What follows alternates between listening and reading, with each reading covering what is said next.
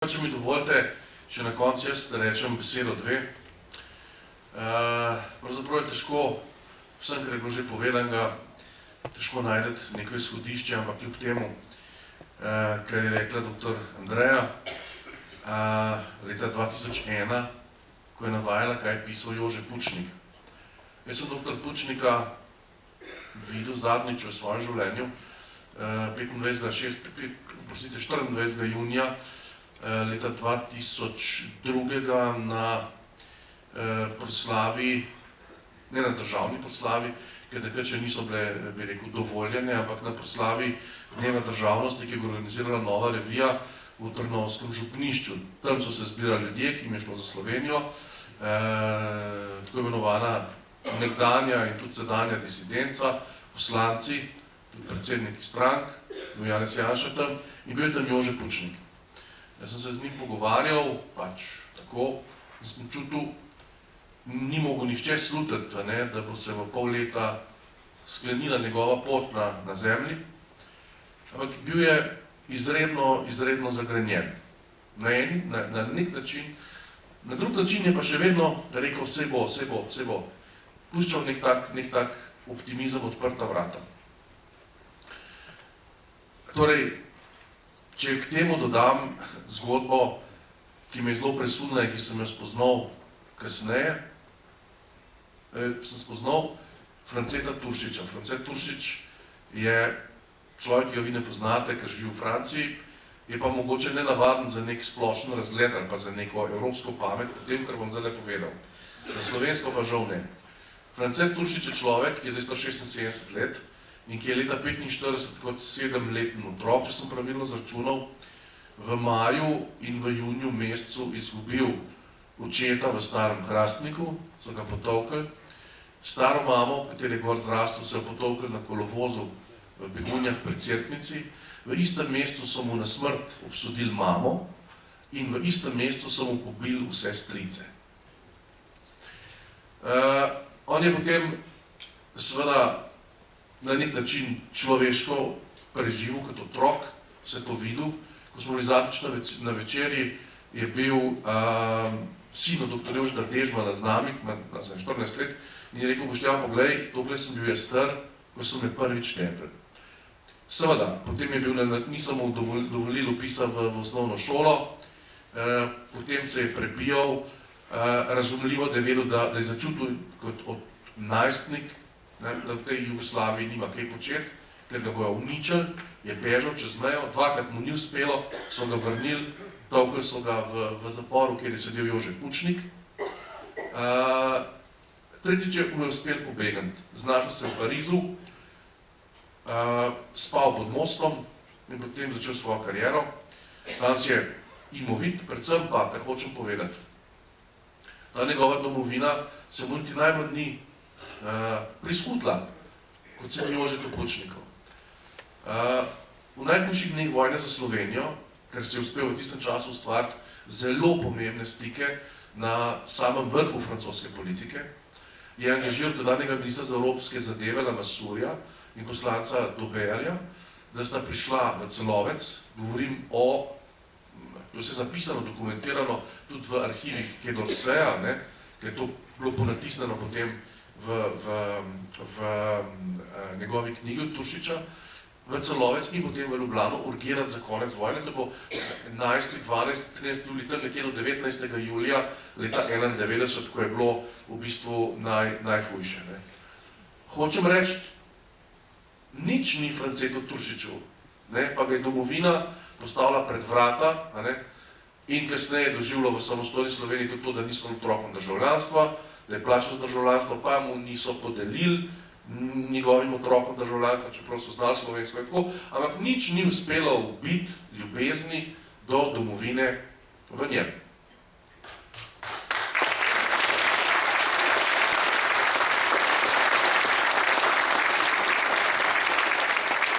Slovenska televizija, se pravi tretji program, ker bistvene stvari se pri nas vidijo na tretjem programu, za razliko recimo od italijanske televizije, ali pa avstrijska televizija v našem sosedstvu, ker se bistvene stvari seveda vidijo na prvi strani časopisa, pa na prvem programu.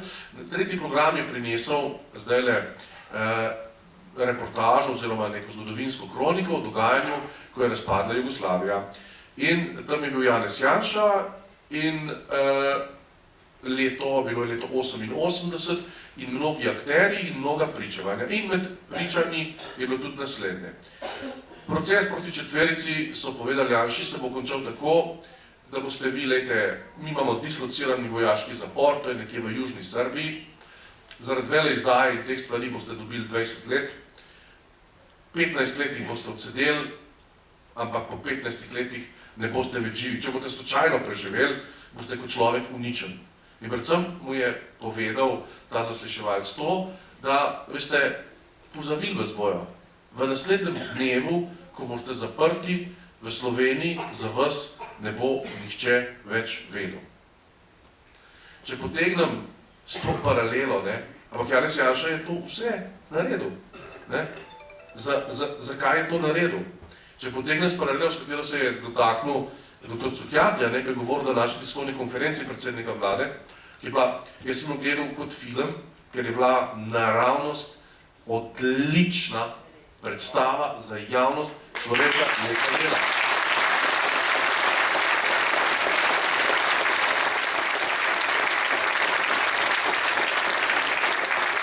Potem so bila novinarska vprašanja. Moram povedati, da so bila v dveh jezikih. En jezik je bil hrvaški, drugi jezik je bil slovenski. V hrvaškem jeziku so hrvaški novinarji postavljali bistvena vprašanja. Torej, vprašanja, ki zadevajo mejo, vprašanja, ki zadevajo arbitražo, vprašanja, ki zadevajo odnos Bruslja do nujne vključitve Hrvaške v Evropsko unijo. Ta vprašanja so bila postavljena v hrvaškem jeziku v Sloveniji. V slovenskem jeziku je pa novinarka glavnega finančnega časopisa začela, in vprašanja, ki jih je Janez Janša dobil, so bila tale. Vi kupujete in plačujete z gotovino, ste plačali z gotovino, ste kupovali z gotovino. No, gledate, v redu.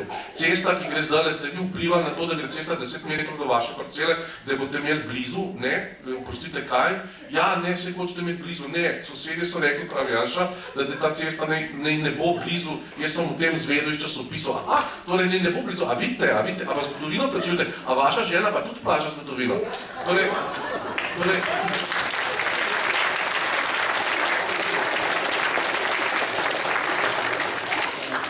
temu dodam še to, še glas Marije iz Celja. Včeraj smo sedeli v kontaktni oddaji na infoprogramu, ki vam ga vsem priporočam v gledanje, Vladimirja Voduška, in je bila neka Marija iz Celja, ki je vprašala v uredništvo, se pravi v oddajo, da naj pojasnemo, oziroma niti ni vprašala, kar povedala je. Prvič, da ne more Janša nujno odstopiti, ker je skozi kradel, in da tisto, kar je pokradel do orožja, Patria, Američanov, letalno svet, to še gre, ampak da je pa kradel toliko, da ima pa privatno kliniko v Avstraliji, to pa več ne gre.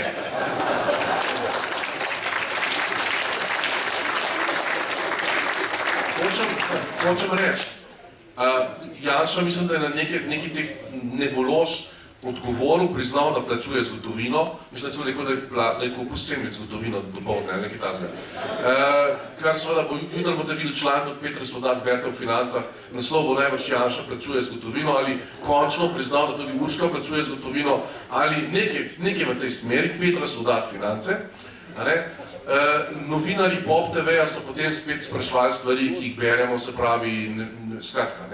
Ampak jaz, ko sem to gledal, sem potem vprašal, sem rekel, kakšna neverjetna ljubezen do domovine more v tem človeku biti, da vse to ne samo človeško zdrži, ampak da se mu vse to sploh ljubi.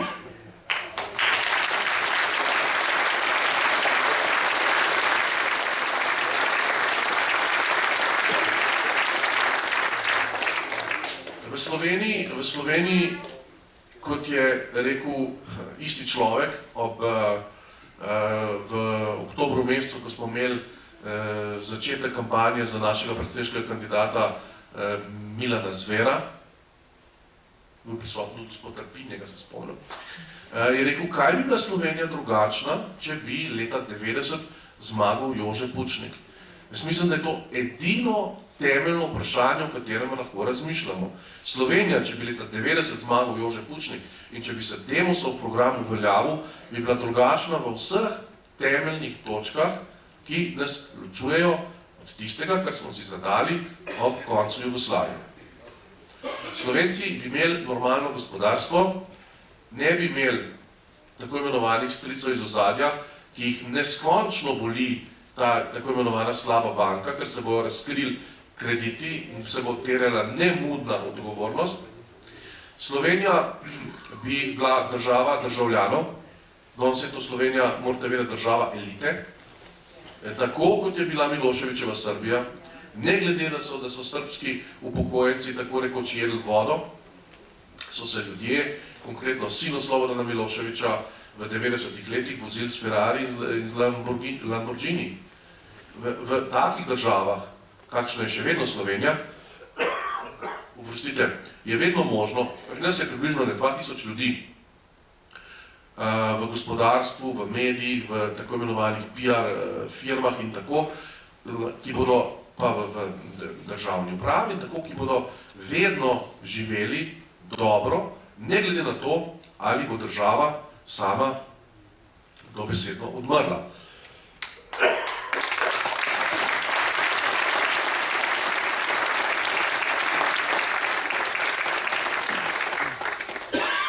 V teh dneh so v Srbijo vrnili posmrtne ostanke kralja Petra II. Predtem so v Srbiji rehabilitirali kraljevo vojsko v domovini, tako imenovane četnike Draža Mihajlovića. S tem je celo Srbija, ki nam je bila ves čas od začetka 90-ih let, oprostite, ki nam je bila nek negativen zgled za božjo voljo, kako pa ne, z najbolj eksponirano zadevo to, da če je bila recimo od tule do tam vrsta za kruh, ker vrsta za kruh je seveda v 90-ih letih v Srbiji bila, ni je bilo takrat, kada kruha ni bilo več, pa tudi to se je zgodilo, je tisti, ki je bil na začetku vrste, lahko kupil več kruha od tistega, ki je bil zadnji v vrsti, ker je bila to inflacija. To inflacijo smo mi imeli, ko smo se od Jugoslavije poslovili. V zadnjem letu, pred reformami, je jugoslovanska inflacija dosegla 2000%. Mi vse to poznamo. Še Srbi so naredili korak, ki si ga mi Slovenci ne moramo misliti. So se poslovili in sprostili zgodovino in pripravili, bi rekel, državljane za sprejem neke nove resnice. Pri nas to ne gre. Pri nas to ne gre večinsko zaradi medijev. Oprostite, danes je bilo na tiskovni konferenci rečeno zanimivo dejstvo. Če pride do uveljavljanja slabe banke, do državnega holdinga, potem se zaprejo pipice približno 200 milijonov evrov letno, s katerim se vzdržuje nomenklatura, s katerim se vzdržujejo preko oglasov. Vi morate vedeti, da glavna televizija, komercialna, Pro Plus, Pop TV, tista, ki najbolj ščuva, tista, ki je ustvarila demonstracije, opere 80% vsega oglaševalskega kolača, ki gre v desetine milijonov evrov. In z uveljavitvijo slabe banke in državnega holdinga bi to postalo del preteklosti. Ampak to se ne sme zgoditi, zato imamo pa protikorupcijsko komisijo. Ampak po drugi strani, če to razmišljamo, pri ljudi sem omenil Franceta Turšiča, Jožeta Pučnika in Janeza Janšo, jih je mnogo, jih niti ne morem vseh navesti, ki jih pa kljub vsemu združuje ljubezen do domovine. Ljubezen do domovine je kot pojma, na katerega človek navezan, ima seveda kot nekega pojma normalnosti z veliko začetnico. Mi smo še vedno v socializmu, kjer je tako imenovan, kot je govoril filozof in publicist Viktor Blažič, jezik v jeziku. Pri nas, oprostite mi, to mi moja hčerka dala 3 dni nazaj, pa imam tudi nahod, oziroma tudi kiha, bi rekel. Pri nas imamo jezik v jeziku, pri nas recimo, če začnemo z najbolj nevralgično točko, ubijalci v povojnih pobojih in tisti, ki so justificirali ljudi, tisti niso zločinci, veste, to je, zločin lahko še omenimo, da se je to dogaja, ampak nikakor pa javna klima v Sloveniji, mediji ne bojo pripustili tega, da je nekdo napravil nekaj, za kar mora svojo osebo odgovarjati. Pri nas ni nihče odgovarjal, ne na področju povojnih pobojev, ki so najbolj nevralgična točka, v tem smo unikom v Evropi, ker v nobeni deželi niso po koncu druge svetovne vojne pobili med 100 in 150 tisoč ljudi, plus, kar je temeljno dejstvo, da nobenega od teh mrtvih še niso izkopali. Kolikor je meni znano, mogoče me tle kolegica popravi, Valičeva, so izkopali, oziroma ne izkopali, ampak simbolno pokopali samo očeta od Franceta Turšiča, zato, ker je se en odvetnik upal, to je neuveljavljen odvetnik, ki nima nobenih pogodb z državnimi podjetji, kot Senica in tako naprej, upal zavrtati v ta sistem, jih je dobil nepripravljene, šel čez to, da če bi hotel dokazati, da je oče res umrl v Starem Hrastniku, pa je slovensko pravosodje zahtevalo priče, priče, s tem, da vemo, da so od vseh pobitih, mislim, da samo 4 ušli, Od tega je bil oče od Pedra Opeke med zadnjimi, ki je bil živ, ki je bil privezan skupaj z očetom od Franceta Turšiča, ampak ker je Radovan Cerjak znal, bi rekel, to peljati tako, kot se pelje, mu je Francetu Turšiču mlajšemu upravna enota v Cerknici izdala potrdilo, da je njegov oče bil ubit oziroma kraj smrti, Stari Hrastnik in datum nesporen, pravi mislim, da 2. ali 3. juni leto 1945. To sicer ni uradni mrliški list, pouradni, ampak je edini od vseh, za katerega jaz vem, se lahko da je še kdo, ampak njih pa 10, za katerega se je pač povedalo, da je bil ubit takrat in tedaj. Hočem reči, ta jezik v jeziku mi v medijih podoživljamo dnevno, to je jezik ščuvanja in jezik odvračanja, kot v socializmu, odvračanja pozornosti od bistvenega. Naše tribune so v bistvu izraz ljubezni do domovine, to so najprej,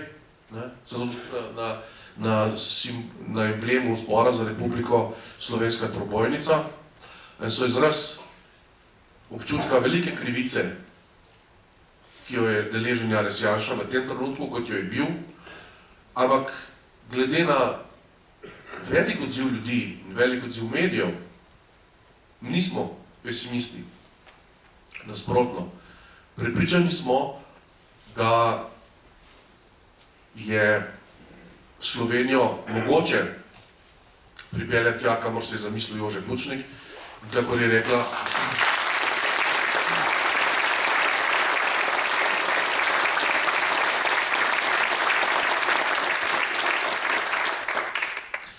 na začetku dr. Valičeva, da je bil to program Demosa.